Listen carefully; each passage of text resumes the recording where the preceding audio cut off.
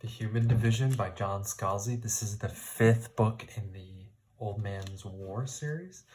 This one was really cool because it has 431 pages, but 13 episodes.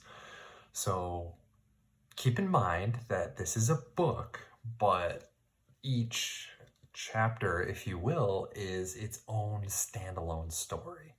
This book was, I believe it was 2013, but either way, I think the intention was that each episode would be its own podcast. So kind of like a TV miniseries, but for books and podcasts.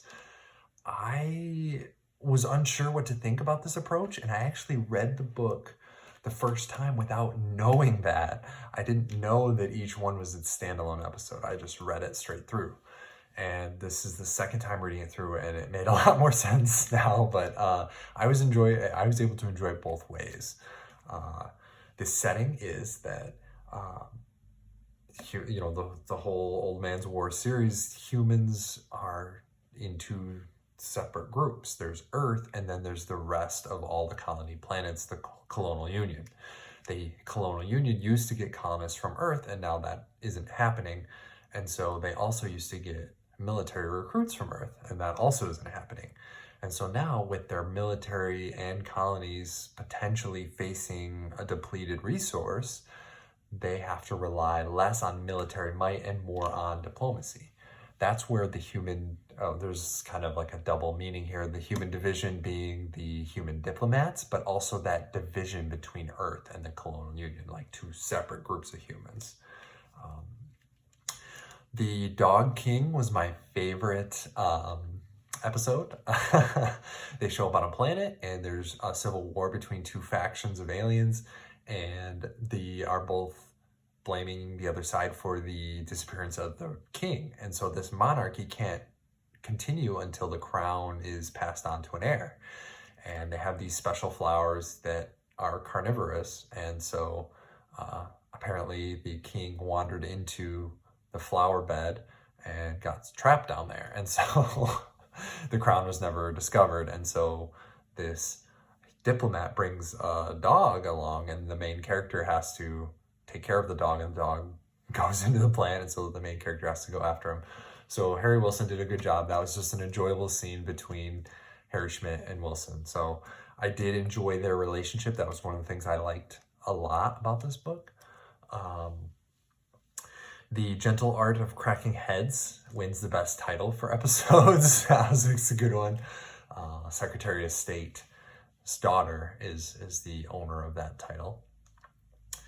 Some of the things I did like was the focus on diplomacy. It seems weird, but like this is a series about military might in space. And this is I don't want to say 180, but definitely a hard left turn.